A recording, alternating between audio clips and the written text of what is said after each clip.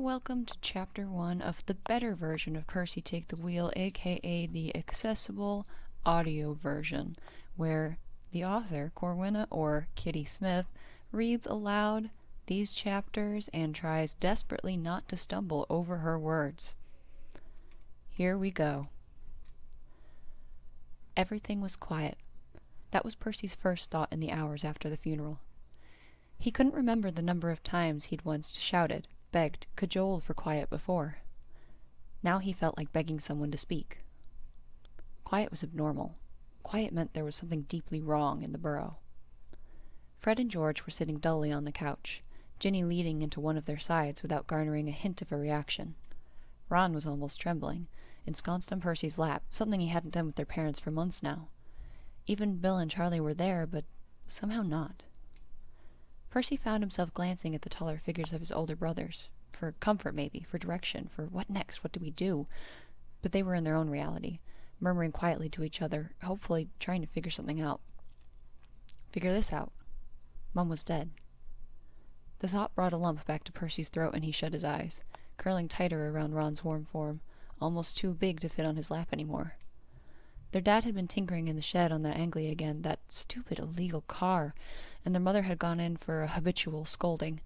Something, obviously, had gone wrong, and the vehicle exploded. The orders hadn't been clear on the specifics, but Percy figured how didn't matter. He'd seen the aftermath. When he'd run to the shed, he'd anticipated finding his parents sooty and annoyed, but whole, safe. They were talented, after all. They were magic, and who dies from a little explosion? Fred and George might have survived 100 of them. But Mum was in large, messy pieces, and Dad wasn't much better. Percy had slammed the door shut, aware of his siblings just on his heels. As calmly as his shaking voice could manage, he'd told Fred, if he had been Fred, to flew St. Mungo's. The addressed twin hadn't mouthed off for once, maybe taking in Percy's tone, maybe just the mention of St. Mungo's, but whatever it was, Percy could only spare a silent flash of gratitude before ordering his other siblings out. Out. That had brought up the usual protest, but Percy did not have time to argue, and one quiet, furious repetition of the demand had them turning tail, leaving him alone. He had broken the rules then, whipping out his wand and running inside, trying not to look at the mess, at his mum, and focused on his father, his still breathing father. He'd patched up Fred and George by hand after some of their stupider ideas, sometimes by wand after they'd joined the Quidditch team, but this was so far beyond. Percy had squeezed his eyes shut for a moment, and breathed in the sharp tang of blood, and done what he could. His hands were shaking, and a part of him was furious rather than scared. He clung to the anger because at least the anger let him act. Your stupid obsession made you break the law, and look what it's done, Percy had thought, trying to stop the bleeding from what had once been a leg. Why doesn't anyone in this family understand there are rules, laws, for a reason? Why didn't you— But even the anger was beginning to cloud, eyes blurring with unshed tears, and Percy angrily wiped them away on his arm, careful not to get any blood in his eyes, and pushed on. Just keep on, he'd told himself then, pushing back fury and fear alike. Keep on.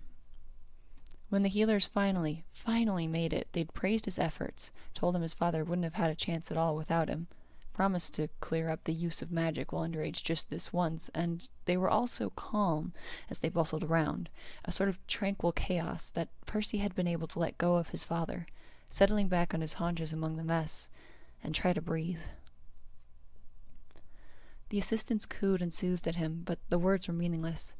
Eventually they pulled him from the room and told him to go wash up. Numbly, he had obeyed, walking back to the house. He didn't see Ron, or Ginny, at least those two were kept away from it all. But Fred and George were lingering in the shadows at the top of the stairs, watching as their home was invaded with healers and aurors, law and medical personnel moving purposefully through. Their eyes, flickering across the sea of activity, focused on Percy with a pleading lost look they hadn't given him since they were little. Percy found himself shaking his head, firmly, and pointing back up the stairs, remembering belatedly that his arms were still covered in their dad's blood, and lowering the arm too late. Still, the twins obeyed, vanishing back into the room they shared with Ron. Twice in as many hours, Percy had thought dazedly, moving to the kitchen sink. This must be the end of days. It felt like it. The days that came after had been a surreal flurry of family members and well-wishers coming out of the woodwork, but Bill and Charlie had shown up, and Percy had gratefully passed control back into their hands. They were his big brothers, and they were here to take care of things. Part of Percy wanted to sob with relief, but he couldn't let go that much. Not with Ron in his lap, and the twins shooting him looks like he'd vanish from their lives next, and Ginny so quiet and subdued. His big brothers were here, but he was still a big brother himself. So he watched them all, carefully, still holding Ron a little too tightly, though the 12-year-old didn't seem to mind for once, returning the embrace with hands clutching the front of Percy's somber dress robes. It was awful and mind-boggling and heart-wrenching, but it wasn't completely hopeless. Mum was dead, but Dad might wake up. Despite himself, Percy thought that was a little unfair. He could never choose between his parents, but he also couldn't help feel flashes of fury licking his insides when he knew it was all Dad's fault. Dad couldn't leave well enough alone and had to go breaking the law and mucking about over some ridiculous obsession with muggles, of all things. The heat in his face and eyes snapped Percy out of it. He hadn't cried in front of the littler kids yet, and he wasn't going to. "Percy," someone said.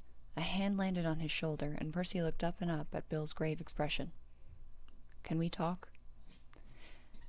"Yeah," Percy replied, and was amazed at how steady his voice came out. He gently leveraged Ron off of himself and onto the twin not being leaned on by Ginny. Bill and Charlie watched quietly and followed him into the kitchen. "We've worked it out," were the first words out of Charlie's mouth, and Percy's heart leaped for just a second before the worried look on their faces registered. "And together we can keep you guys going to Hogwarts and fed, since our family at least owns the land here, but we're going to have to—" He winced. "Pop in and out rather than be here all the time if we go that route. That would leave a lot of responsibility on your shoulders, Percy, and we'd really rather not do that. But the other option—" Charlie glanced at Bill nervously, and was plainly relieved when the oldest took over. "Some of our aunts and uncles are willing to take you in, but—" Bill lowered his already hushed voice. "They couldn't handle all of you. We spoke to them during the wake, and even if we sent them the money to take care of you, you'd still be split up."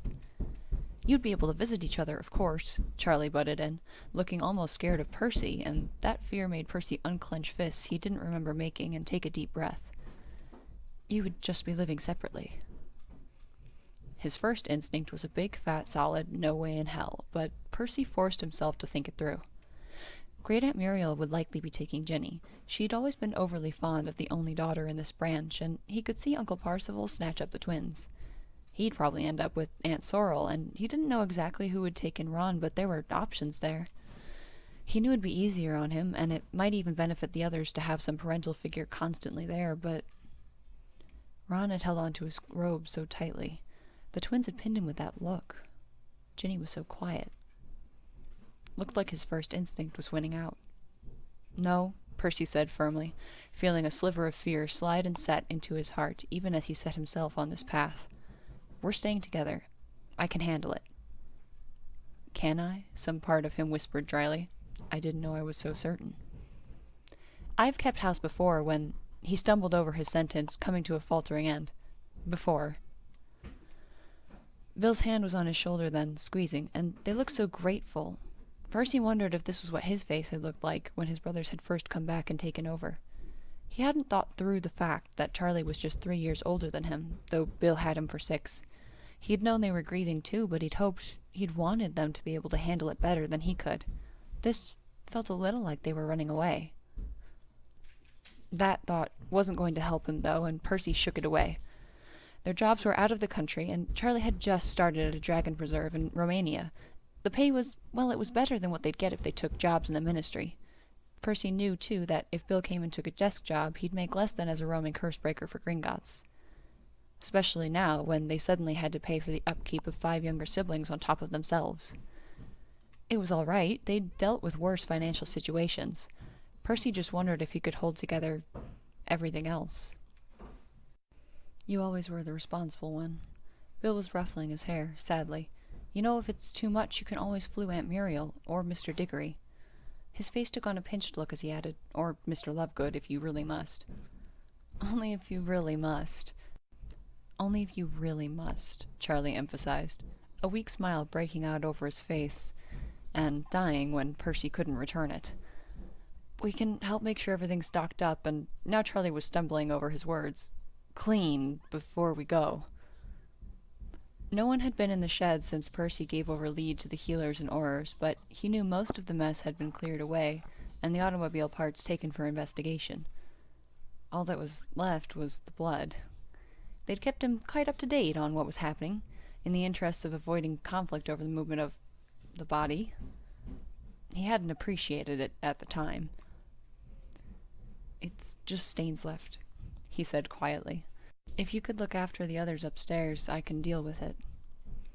Bill looked ready to protest, but Percy continued more firmly, "It's not something that needs more people seeing it."